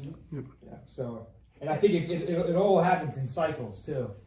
Sometimes you're going to get a ton of New Jersey guys, and other times you're going to get a few, and then you're going to get some out-of-state kids too. And I think it depends on the needs of the program. It's mostly weight class needs, weight class, and then fit, cultural fit. And obviously, the more New Jersey guys we have on our team, the better our fan base is going to be. You get their high schools, you get their community. So of course we want that, and in-state tuition and all the different logistics that way. So it's helpful for sure, and we want to continue to recruit New Jersey, but it comes down to individual fit. Yeah, right. And you got to get the best guys in the country. Right. Bottom line, guys that win, not just win their state tournament 3 times. There's more to it. What are you doing in the national level events so you can come? Teams that are winning, well, it's Penn State really, right? But the teams that are winning at our level have freshmen that can come in and compete right away. Right away. They can win national titles right away. And that's what we're kind of looking for now. So we're going to lose out on recruits. That's okay. That's part of it. Right. Now, talk about the mindset there. We talk a lot about from the wrestlers, when you're in the match, you got to be able to bounce back after mistakes. If you lose a match after, you got to be able to reset yourself. Talk about the mindset. I'm curious of a coach. When you pour so much into a kid, they're coming to the camps, you're cultivating them. It's like you're like basically a family member to a lot of these guys, and then they go somewhere else. This is something a lot of times the outside world doesn't see, and it's got to be common to all college coaches. But talk about that a little bit. Yeah, that's hard. That's hard, right? I've actually gotten better at it because we're going after the best guys. So I used to be a mess when we lose a recruit, because we would put so much into. I think right now with our staff, Donnie's on 4 guys, Minich is on 10 guys, especially from PA. Pollard's got the whole Jersey scene. Yeah. I'm on 4 or 5 guys. So there's 20, and they're all really good. Right. So if you can get 4 or 5 of them, and we did. We put this class together this year. It's going to be a top 5 class, and I think every single one of us has a piece of the pie on like kind of who we really, really worked with. We all meet them and have the dinners with them and do all that, but we've kind of got to that point where, because when back in the day we're locked in on 3 guys, and when you don't get them, your whole class kind of suffers because we're late on the others. So it hurts, it stings, it's a big part of it. But for me, I've gotten to the point, okay, next guy. Let's go get the next guy. Yeah. And I've gotten better at that. That's how you have to be, because we at least they tell you anyway, you're going to take second a lot. The kid's like, you're my second choice. Yeah. Whether it's true or not doesn't really matter. Whether you're second or 100. Recruited, you lose, you're out. But you never cut off your nose to spite your face, because there's going to be a point where, especially if it's a Jersey guy, they may want to come home, right? Or you have a really good relationship with an out-of-state kid. And now with this portal, right? And that's happened to us quite a bit. So we recruited Mitch Moore before he went to Virginia Tech, then he went to Oklahoma, and then the 3rd time he ended up coming to us. So you never cut off your nose to spite your face, and you don't. I liked what he said earlier. You don't badmouth other programs on their recruiting, and you tell them what Rutgers has to offer you, and that's really all you can do. But you're going to lose. You're going to lose more than you're going to get. You're only allowed to carry a certain amount of guys, but make no mistake about it. It stings for 24 hours. It hurts. I think especially the guys like in state who they're like in the room cultivating those guys. But again, that's part of the business of it, and the mindset of being a coach, which it's like, just because we're coaches doesn't mean poof, it's easy for us. Yeah. For you guys.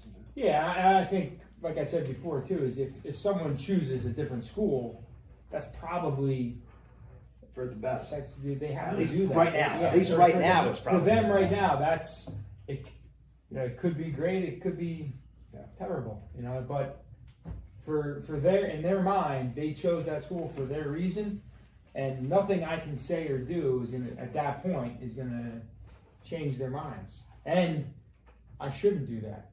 I shouldn't even try to do that because I'm forcing it then. And I think when you force things, it doesn't work out in the way you think it might.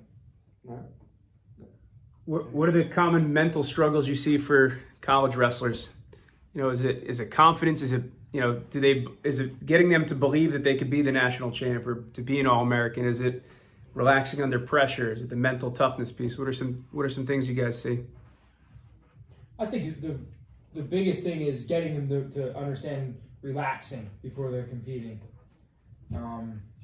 because it is a tough atmosphere in there. It's going to be a tough atmosphere at the Big Tens, the NCAAs. You're wrestling really good guys under a ton of pressure, and the microscope, it's on you. The people are looking at you and they're seeing everything you're doing. So understanding how to relax and how to really prepare. When guys come in, I don't necessarily know, like you were talking about the clubs before. The clubs do a good job, I think, of getting these guys to come in and be almost ready to go, right? Different guys, you see it all the time now, freshmen come in and they're ready to go.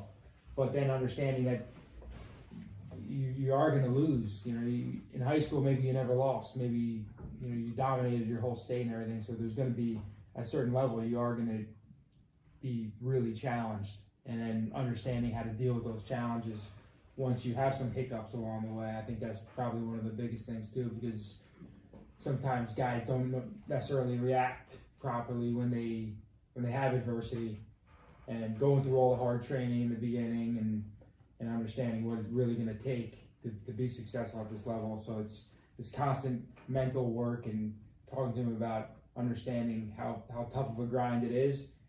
And when you talk about a grind, it shouldn't be really a grind. It is very tough, but at the same time, you got into this because it was fun and you enjoyed it. And I think a lot of times it turns into a job and a career rather than something that they do for the enjoyment of it and going into the room and working on things and getting better at things and having that creative mindset that you want to get better instead of making it a job. That's why I love what you guys do. You do it year round, and it's not just about you. It's easy to work with the guy that wins every time. The hard part for me it's the mental part. It's you're going to lose, especially in this conference. So you're going to lose.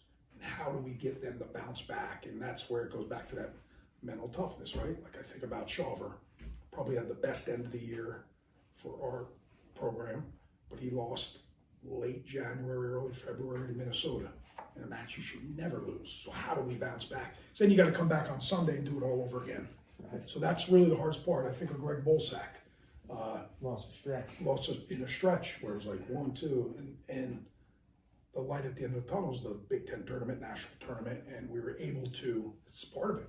This is part of it. Where with some guys, I love how Paz is working with you, because we weren't able to get him back a couple years ago. It's a hard thing to do, and I'm bringing up guys that are recent that probably these viewers can relate to, but that's probably the hardest thing is the mental part and understanding there's a process to this. It's a journey. It's not a sprint. It's a marathon, I should say. It takes and then trusting in it. Trusting in it. I always say in every interview I've done the last couple months was our preparation for the Big Tens, right? What Donny's training camp looked like leading into the Big Ten, so you could forget about it. We made a point, forget about everything else that has happened. We have 3 weeks to prepare for the Big Ten championships, and we wrestled our best. So that's the mindset training, and I know you guys want to put everything down on paper. Our guys have notebooks they bring in the room, and they write everything down, whether it's technique, whether it's how the practice went, how they're feeling. And for us, there's a lot of dialogue. I can tell you Dean Peterson's preparation for the Big Ten championships and his national tournament were a lot different than Yara's. Were a lot different than Paz's and a lot different than Sylvain, and that's okay. That's changing with the times as well, and I think coaches need to adapt that way, right? You got to know what works for you and Yes. stick with that. Yes. And sometimes it's that painful process of trial and error, but once you find out a little more of this, a little less of that, you do what works for you. But they're not running the asylum. They're not running the plate. They're just, this is what I really feel I need, and that's how. And it's small tweaks too. A lot of wrestlers, for the most part, are very similar. They're going to need the hard training. Some guys need a little harder training. Some guys need more live. Some guys need more situational work. So then some guys need more running. Some guys need more lifting. It all varies, but they're little tweaks that you can make to make sure that these guys are performing at the highest level. But having the belief that you're in a system that is preparing you to peak at the end of the year is to me the most important. Talk about that, because Coach said about your training camp you had those last 3 weeks leading into the Big Ten. So obviously, any high school wrestler could relate to those 3 weeks before whatever districts, region, state tournament. What are some of the things you're doing with them that you're really focusing on? I think there's probably 20 areas wrestling-wise that we felt like these are going to be the 20 critical areas, whether it's finishing on the edge of the mat, whether it's baseline defense, shin whizzer, getting off the bottom in overtime situations where the time matters, right? Small situational That's four. stuff. Keep going. So it's things like that we really honed in on, and we hit on those areas every day. And we were talking about some of the most basic things, that head position, moving in with head position, closing the gap, controlling the center of the mat, basic things that We're up to 6. that you're learning when you're a young kid, but these things are so important still. So hammering home on those, then adding in conditioning work and extra work that's more. Everybody's in pretty good shape for the most part. But it's really training their mind, making it really hard so they know they can get through really hard things. They can get through 3 to 4 matches in a day if they had to at the Big Tens, right? When those rounds start getting crazy at night. So just really getting them to believe in the plan, and then tapering them so they're feeling good too. So now their legs are killing them, but now, okay, you're gonna have 2 days where you're gonna taper and recover, and then you're gonna come back on Monday and you're gonna, so then they start to feel it and they believe it, and then they're gonna go out and they're gonna peak. Little things too, because I know you guys talk about this. And we always practice at 10, so that wasn't really new. But 10 o'clock practice, and then one day be an 11 o'clock practice. Right? Then there's a 6 o'clock. Well, what does that simulate? A national tournament, right? So things like that, and we always talk about their routine. But nutrition became a huge part of it. Sleep habits became a huge part of it. Or getting them up a couple times early, which we never really do during the year, and putting in two good workouts, and watching their intake of food because we have a nutritionist, and all that stuff kind of went into his plan. And hydration, you're seeing things like that all over the locker room when I'm walking through. Yeah, I think we talk about the whole season, using that season as like a guess and test type thing, where you're practicing, what do I eat after weigh-ins? And this starts all the way in the preseason. We're starting our 10. Scott likes to do a countdown. You weigh plus 10, plus 8, all the way down as we lead into the opening weekend, right? So that whole time you're practicing. What's my intake? What am I going to eat after weigh-ins? What am I going to drink after weigh-ins? Now Tasha, she helps a lot with that as well now, where she's got a whole system as to a point system what they're going to be doing. But everybody's the same thing. Everybody's a little bit different. I might like a shake. I might like this. I might like that. I want fruit. I want oatmeal. Whatever it is, each individual is going to have their own thing that they like, and they should be practicing that throughout the whole season. So then when it comes crunch time and you're in March, you've practiced that, and now you're a scientist and you know this is where I want my weight to be on the night before. This is where I want this, and it's never going to be perfect. So you're always planned for. This hotel doesn't have a good workout venue. It's cold in the arena in the morning. Whatever. So you're prepared for everything. You've been through it all. That's what the season is. And like Scott's saying, so we use that. The season is over. Now it's a clean slate. All the feedback you've gotten. Now you take that feedback and let's make this run right here. Right. Apply it forward. Yeah. Good. Got one. I'm looking at the wall, academic success. So I'm thinking, so if you think about the wrestlers that were maybe the best student athletes, most successful student athletes in the classroom and on the mat. I see Father Greg in there. I see John Paz, our guy.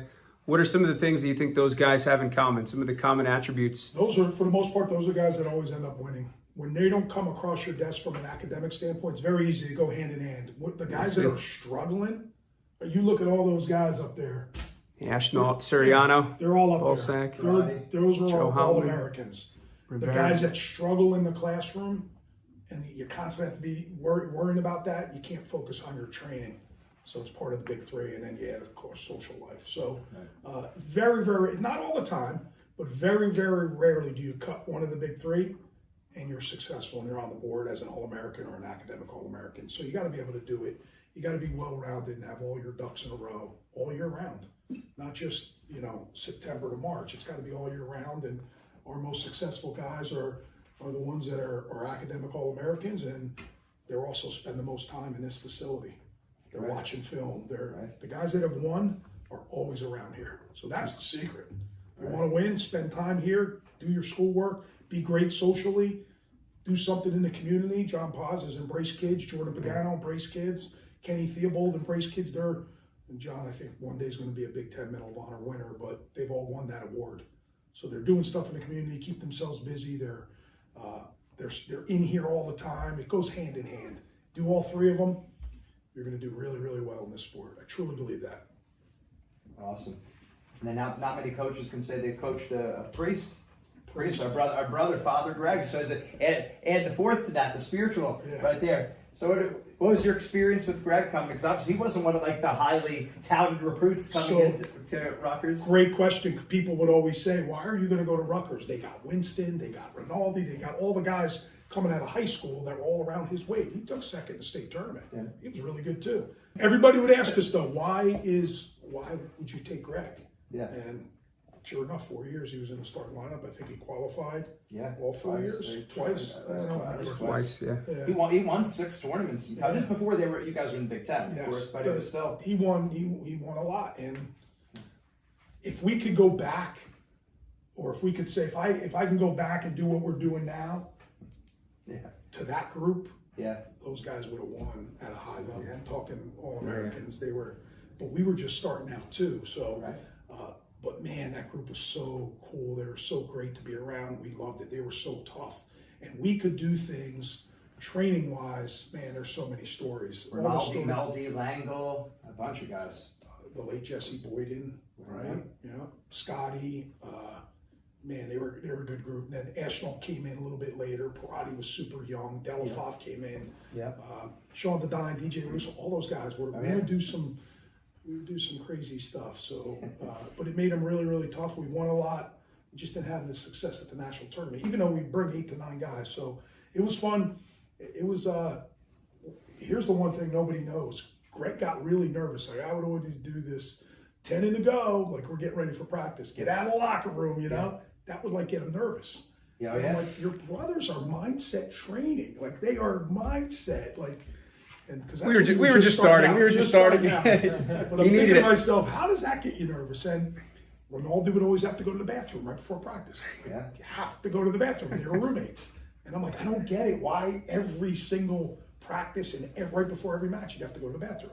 Well, this is one of those things. Nervous. Well, this is one of those things too, where I wish we would have been spending more time directly on the mindset. Yeah. Just because we're your brothers does not automatically mean now you absorbed all the exactly. Just because we started this thing and we're doing it now, it doesn't mean you're reading everything and absorbing it, like you said. Yeah. Or even like myself, if I was going to compete, not that I have any wrestling left in me to do that, but if I did, it's like I don't have all the stuff mastered in terms of practically being able to execute all that. You have to put a lot of time in now to do it yourself, that mental training. You don't just have it. So that would have been one of the things I would have liked to spend more time, especially with that group on that mental side. Because those guys had a lot of talent. Donny would have loved to coach Greg because he practiced so darn hard. He every single day. He still does. Yeah, he still does. So he still comes in times? He hasn't been in this spring at all. Yeah, but in season he was coming in. I hate to say it, I discourage it. I say you got a godson You got nephews that need to learn how to wrestle, and you're coming into Rutgers. You got to teach my kids how to wrestle. Like he's a great, he goes with John Paz. He goes with I know. Paz, And he comes in here to learn too. Yeah. He's Buxton was talking about that on the he's show. working on an Yeah. outside step Yeah. for half an hour after practice. Yeah. So it's, But he's got to teach my kids. My kids don't know how to wrestle. that's what he's trying to learn. He's trying to learn. Yeah, I hope he shows them, yeah. Kids. But he was the kind of guy also, he wasn't getting distracted in terms of, okay, so maybe the nerves, it's like we said, there's like the phase 2 peak performance mindset, and then there's that phase 1, that motivation, that goal setting, that mental toughness. That was there for Greg. He wasn't getting distracted, going out, partying. No, those kind of things. no. I think maybe, not that he should have been going out. I never obviously encouraged that, but I think he put so much into it that could kind of hurt you. Maybe there was no other outlet. Yes, Right, you could have had more recreation. He was so into it and he trained so hard. That's true. Yeah, sometimes being too one-dimensional. Right. Distractions aren't always the worst thing. Right. Good distractions. Exactly. I'm not saying. Exactly. Yeah, we're not talking about party. Yeah, I'm saying sometimes you need a release. You need something where you can go and get away from the sport a little bit because it is intense. And I think even in your career, sometimes you need to be able to get away a little bit. Oh yeah. And do something. You come back refreshed. Oh yeah. You know. I can't think of a better sport that could really be used as a vehicle, like we're always saying, to be a better person, be better as a parent, as a husband, and your relationships. And let's end with that. Yeah, maybe the impact that you want the guys to get out of, Rutgers, the education, the wrestling, life. What do you want them to get out of coming to Rutgers, being a Rutgers student athlete? I would say just that we're going to prepare. It's going to be more. We talk about it all the time. It's not like, I'm sure every coach does, but when you leave this program, we truly believe you're prepared to go out into the real world. And we're fortunate enough, our families are around, right? My wife, my kids, Donny's wife, his kids, they're around our program. So we that's a huge part of it. Joe Pollard has little ones. They're running around our wrestle room all the time. Mitch's kid's on the scene right now, so he's looking up to our guys. So that's a huge piece of it. It truly, everybody says it's a family, right? And then we'll go and do something maybe that doesn't relate to our guys. Why are they doing this? But when you leave here, we truly believe you're prepared for the world. We put you in some really tough situations, but we also give you an incredible amount of connections. There's an incredible amount of connections where they're going to be set up for sure. So I always hate this, and I'm certainly not ragging on the Ivy Leagues because I know they open up the Rolodex. I hear that all the time. They got so many connections. There's nobody who has more connections to us than us. Whether it's New York City, whether it's down the shore, whether it's this state, whatever you want to do in life, we're going to put you in that position. So I think they get that. I think we're super close with the guys that have left here right now, right? There's always somebody coming through that room that is. Yeah. It's been 17 years now since I started, and there's always somebody coming through the room that we're super tight with and tight with the program. And so I do believe it's like a family. We have no problem. I always said this too when I was recruiting. I didn't always live by it, but I always said I always want to recruit the type of kids I want to bring around my family, and that's certainly the case. So these guys are just awesome dudes, and we have a really, really good thing going right now. A lot of them stayed in wrestling.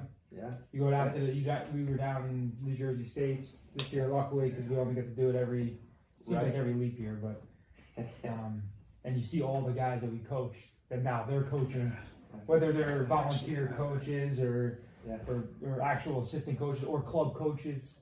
That's right. It's really cool. I think that they still have the love and the passion for it. That although they have a career, they're still coaching and helping out and giving back to the sport. It's pretty cool. So listen to these names. And I didn't put the club coaches in, like Brewer's a club coach. Right. But Messner, this was at the state tournament with Don and I were at. Messner, Pafumi, Knapp, Delafav, Ashnault, Rymack, Dedine, Smith, DeLuca, Kennard, Correnti, Mikey Van Brill, Grello, Lapari, Parati, DJ Russo, Vizzacaro, JoJo, and I do have Brewer in there, Jalen, and Johnny Van Brill runs one of the best clubs down in South Jersey. Took over Seagulls for Pete. And Mikey. So all those guys are involved still, coaching. So that's pretty special. Yeah. I think the biggest thing too is the character that they get coming out of here. Like everybody wants to be a national champ, or says they want to be a national champ. Not everybody puts the work in, but the wins and losses and all that, Nobody cares about that anymore. When you're graduated and you go into the real world, what did you get from the program? How much character did you get? Right. And I think that's the most important thing, and that's really what we try to instill in our guys is you're coming out of here, you're better. That's right. And whether they're coaching or in their careers, or our brother Father Greg, who married Mike Moyer's son. So there's the National Wrestling Coach Association married his son. He's still ministering to the wrestling world in some way, shape, or form. So it's awesome. One last point that I had was there's a lot of parents out there who want their kids to come to Rutgers. What would be a good way? What should they be doing? Should they be thinking, reach out to you guys? What's the best?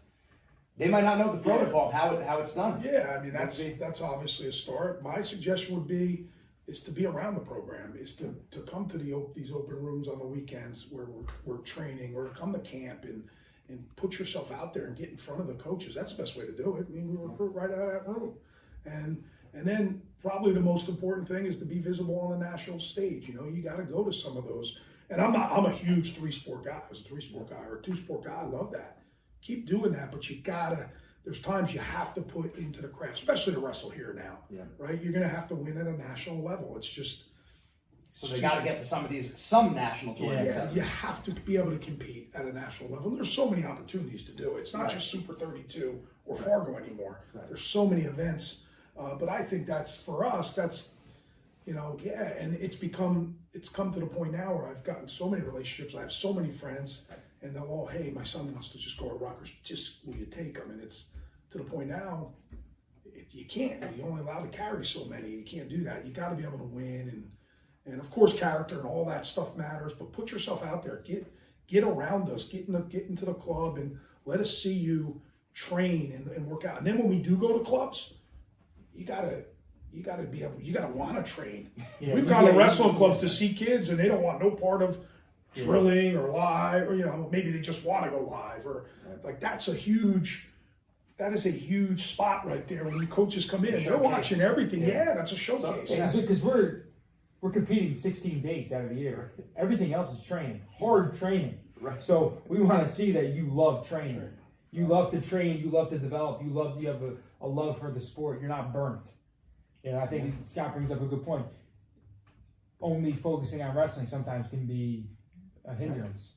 That can hurt you because you get burnt. By the time it's you're going into college, your best years are behind you. Yeah. So you've lost that passion and that fire, and that can't be. You have to want to go in there, and you're not going to be great every day. But when you go into that room to train, you have to have that mentality that you still love this and enjoy it. Otherwise, if you don't have that, you're way behind. And you see it. You see the competitors, guys that were great one year, and next year, like, what happened to that guy? He lost his fire. That's right. Somehow he lost, for whatever reason, he lost his fire. If he gets it back, he'll be dangerous again. Right. But it's hard, once you lose it, it's hard to get it back. Yeah. Favorite Coach Goodale quote? I'll go first. If you're not 15 minutes early, you're late. My kids love it. They got it. They're 6 and 8. My two oldest boys. So we know this because our brother Ed is a coach, but we know, and I tell my kids all the time, you need to be paying attention from the moment you wake up in the morning till the moment you go to sleep at night. You can't take a play off. Go ahead, Donny. 62 and Theraflu. Coach. He probably doesn't. He doesn't. Have a good day. He thinks I'm a clown. I do. I like when a lot of times, before practice, talk to the guys, and then Scott always says, be great today. Be great today. Be great today. Because that's all that matters. And when I go speak to teams, and the only thing that matters is that day, that practice. Yeah. Like what your can school, you do there? Yeah, what are you doing right now? Yeah. Oh yeah. And get. Sometimes these guys are distracted, man. Yeah. They're like all over the place. Right. And we try to do it. We've tried to do it several different ways. Like talk to them after practice, talk to them before practice. Don't talk to them at all. But that's because I know, like Richie Lewis would say, what does that mean? Why do you say that? He was always wanting to know, and Scott explained it to him. Like, it means right now. What are you doing right now? That's it. What you're doing right now is the most important thing. right? And then when you leave here, what you're doing then is the most important thing. Staying in the present moment. Yeah, Yeah. be right They always there. say keep Yeah, where your feet are at. Yeah, you know, that's where it. your That was feet one of our sports psychologists. Excellent. That was one of the best things he told our guys, and still guys that were way back that met with him. They would say, "Be where your feet are." That was something where that was.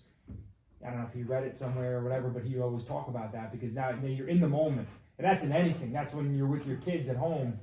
That's when It's applicable always. Yes. Yeah. It's the fastest way, and this is every level to lose track of this sport, is just to go in there and because you have to check a box. Yeah. I have to go to club practice because my mom's paid for it, my dad's paid for it. Right. If you're not going there with a purpose, and same in our room, if you're not coming in there with a purpose that day, you're going to get passed. You're going to lose it. It's not going to be fun. So that's my thing. Be great today, just today. What about tomorrow? Thank you very much, coaches. Really appreciate it. Thank you. Are you on the banks of the old Raritan? Great song too.